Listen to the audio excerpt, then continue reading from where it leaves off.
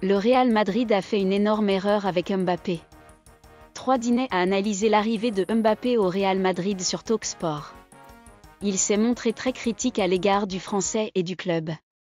Le premier tiers de la saison s'avère difficile pour Mbappé en particulier, et pour le Real Madrid en général. Depuis l'Angleterre, 3 attaquant à plus de 100 buts entre la Premiership et la Championship et aujourd'hui sans équipe, a analysé la situation actuelle du Français. Le niveau de Mbappé, il n'est pas au niveau que nous attendions tous. Personnellement, je pensais quand il a signé qu'il était la pièce manquante pour le Real Madrid, comme quand City a signé Haaland. On s'attend à ce qu'il marque beaucoup de buts et qu'il soit plus ou moins inarrêtable. Ce qui s'est passé, et ce n'est que mon avis, c'est que son ego a pris le pas sur son éthique de travail. Différence entre le PSG et le Real: au PSG, il avait la liberté de faire ce qu'il voulait, les attentes n'étaient pas trop grandes parce qu'ils allaient toujours gagner le championnat. Au Real Madrid, vous avez Barcelone et l'Atlético en face de vous et les attentes sont de gagner le championnat et la Ligue des Champions. Et ça lui pèse. Jouer en neuf, je ne pense pas que Mbappé soit un avant-centre naturel. Il ne peut pas jouer à gauche parce que Vinicius est là. Se retrouver dans cette situation, c'est une énorme erreur de la part du Real Madrid. Ils ont opté pour un nom qui fait vendre des maillots et booste la marque plutôt que pour ce qui les fait gagner. Il faudrait peut-être qu'il ait une petite conversation sur le fait de jouer à droite. Le classico loupé, si ça c'est son rêve, il doit commencer à jouer depuis le milieu et éviter les hors-jeux. Quand je l'ai vu jouer contre Barcelone, mon Dieu! Il a été hors-jeu 9 fois. Alors qu'il est rapide.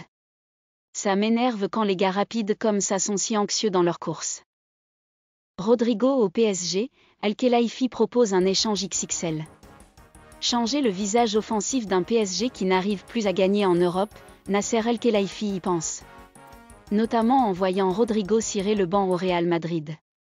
Nasser Al-Khelaifi a décidé de faire confiance à Luis, l'été dernier, en confiant les clés du mercato à Luis Campos et Luis Enrique.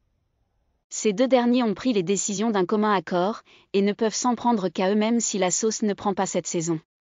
Notamment sur le plan offensif, où tout le monde attendait un renfort de poids pour compenser le départ libre de Kylian Mbappé. Mais finalement, le PSG n'a recruté personne. Et se retrouve désormais en grande difficulté en Ligue des Champions en raison de son inefficacité chronique. Si cela ne remet pas en cause la prolongation qui serait déjà signée mais pas encore officialisée de Luis Enrique, la presse espagnole annonce que Nasser El-Khelaifi perd déjà patience et réfléchit à boucler un énorme coup pour changer le visage de l'attaque parisienne. Le dirigeant qatari souhaite ouvrir des négociations pour faire signer Rodrigo, le talentueux attaquant brésilien du Real Madrid qui est clairement la victime de la signature de Kylian Mbappé dans la capitale espagnole. Si le joueur a toujours confié qu'il comptait bien continuer à jouer au sein de la Maison Blanche, les perspectives peu réjouissantes pourraient le faire changer d'avis. Rodrigo n'envisage plus de prolonger son contrat qui court jusqu'en 2028, et l'ancienne pépite de Santos, comme un certain Neymar, ne serait pas contre changer de statut et être un titulaire et une star au PSG, plutôt qu'un remplaçant au Real. Pour cela, plutôt que de lâcher les 115 millions d'euros demandés par le Real Madrid, le PSG ambitionnerait plutôt de se séparer de deux joueurs, Randal Kolo Muani et Ousmane Dembélé. Deux joueurs qui n'ont pas le même statut, puisque l'ancien Nantais ne fait pas partie des plans de Luis Enrique tandis que l'ancien Rennais est un titulaire indiscutable. Mais ce dernier ne parvient pas à peser de manière régulière sur le plan offensif. Son départ pour faire de la place à une vraie star capable de marquer des buts importants, ne chagrinerait pas le PSG selon Don Ballon.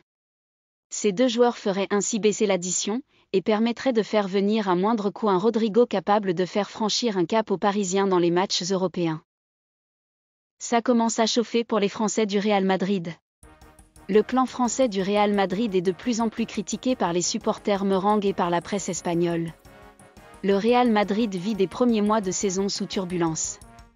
Si les résultats ne sont pas foncièrement catastrophiques malgré ces deux défaites consécutives face au FC Barcelone, 4-0, et contre l'AC Milan, 3-1, il y a plein de petits problèmes annexes.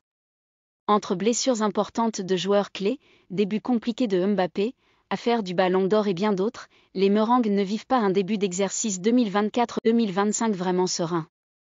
Dans le même temps, de plus en plus de joueurs en prennent pour leur grade dans les médias, mais aussi auprès des supporters, et pire, en interne.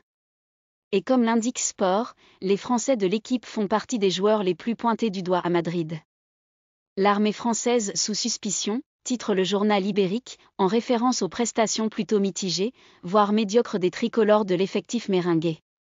Un seul Français se sauve. Sans surprise, il est avant tout question de Kylian Mbappé. Inutile de revenir sur les déboires du Bondinois, qui peine encore à s'adapter à sa nouvelle équipe et à se sentir à l'aise dans ce rôle de numéro 9. Pour les Espagnols, ils sont 3 à ne pas être au niveau, puisqu'en plus de KM9, Tchouaméni et Mendy sont aussi critiqués. Le milieu de terrain est décrit comme un joueur qui est lent, prévisible et qui a du mal à faire vivre le ballon, en plus d'avoir aussi des lacunes sur le plan défensif. Pour le latéral, apprécié par Ancelotti, le problème est plutôt offensif, et son apport quand l'équipe attaque est vivement critiqué, en plus de sa qualité technique. Eduardo Camavinga est le seul franchi épargné par les critiques. De manière globale, il est même un des quelques joueurs de l'effectif à encore bénéficier d'une certaine bienveillance de la part de l'opinion publique madrilène. Son agilité et son intelligence sont très appréciées et beaucoup espèrent le voir endosser un costume de titulaire indiscutable rapidement. Mais clairement, à l'approche de gros rendez-vous comme ce duel décisif à Anfield face à Liverpool en fin de mois, les Français du Real Madrid doivent mieux faire. Et vite. Real Madrid, déjà un gros clash en interne. Alors que le mercato hivernal du Real Madrid s'annonce plutôt animé, plus que d'habitude en tout cas, il y a 2 clans qui se forment en interne. La situation est compliquée au Real Madrid. Carlo Ancelotti et les Merengues font face à une épidémie de blessures assez conséquente, notamment dans le secteur défensif, où il n'y a actuellement pas de latéral droit de métier et un seul défenseur central, Antonio Rudiger, est disponible. Autant dire qu'aux yeux de tout le monde, des renforts sont impératifs en défense, et ce, dès le mois de janvier.